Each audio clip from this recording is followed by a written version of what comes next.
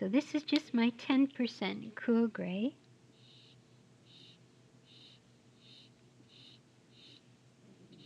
When you're mixing on these baggies, you gotta really watch what happens to them as you're working, because they're sticky and they can get on the heel of your hand and get into your rendering. So there's a little French gray now in the mix. This will give, it's like the warm colors underneath this. It will give it life. I could maybe even, if I get this wet enough with the clear blender, I could maybe even start putting a little bit of color in. Yeah, I'll use a dark umber.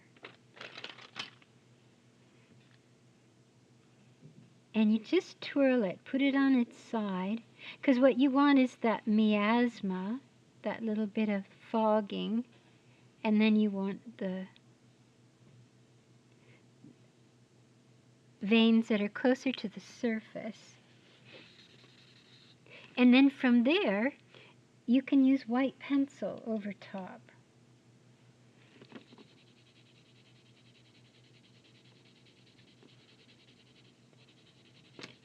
And so now you've got levels. It has some depth.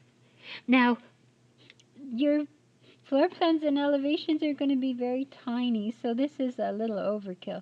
But at the same time, you can do the whole floor like this and just the small pieces patched up. It'll work. What was going on in this one was the idea of using negative shape.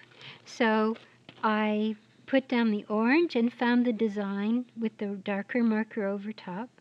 The window was outlined in black, but I used white pencil over top to knock it back. This is reliant on the geometric shapes. That's exactly how we rendered our cone and our cylinder, if you recall. And walls are never one flat solid color. Up from the bottom, down from the top. And in the center, it's getting the light. So if you can think of that, either flavor it with your pencil crayon or something such that you're getting more light here. This now is like our box, our geometric shaped box. It shows you that our box was darker at the top, lighter at the bottom, because there's light hitting the floor and bouncing back up. That'll give it some life and dimension as well. This was a flow blue. I wet the paper really, really well with the clear blender and dotted the color on top, or I think I even picked the color off a plastic bag and dotted it on, the indigo. Here's the window, dark from the bottom, light in the middle, dark to light. And that's it for this one.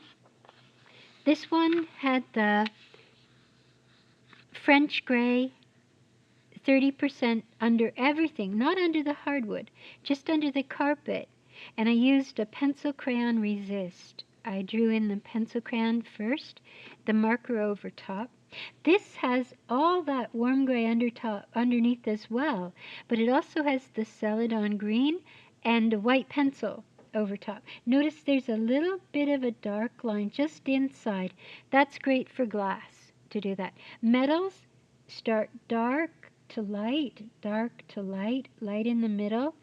So in this metal, I did that at dark to light, so you get a feeling of light hitting, striking it.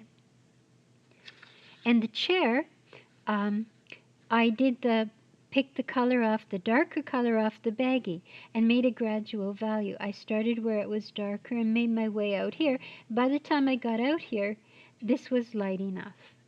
And I left a little key line of white. That helps. Okay. And this floor is the sand and light tan. This wall is going from dark to light, but in the penumbra, I put it on, not with gray, but with a pencil crayon. I put my green painter's tape around, shaved off some pencil crayon, and rubbed it in. Because I didn't think a dark gray would be great there. And this is following the geometric shapes. This one, it was the 30% gray. I think I put that all underneath, but I made it lighter at the bottom. Light is coming up from the floor. The light is coming, the shadow's coming this way. Put that in. And this one was the Scribble Technique. So it's normal colors. And there's a little pencil crayon texture over top. So for the Scribble Technique, you need a dark, a light for blending, something around a 10%, usually a neutral, like a 10% French gray or a 10% cool gray for blending, and then whatever middle value colors you want, and you scribble. And the point about scribbling is that you leave gaps so that the other colors get a chance to touch the bare paper. That's the whole idea behind that. The bed was the gouache. So I think I did 2 layers. First I put the gouache. I didn't really like it. And then I put a second coat of the blue. So there's some of it floating around underneath. You can see it. It has some depth. So don't forget your gouache. There's so many things you can do with the gouache.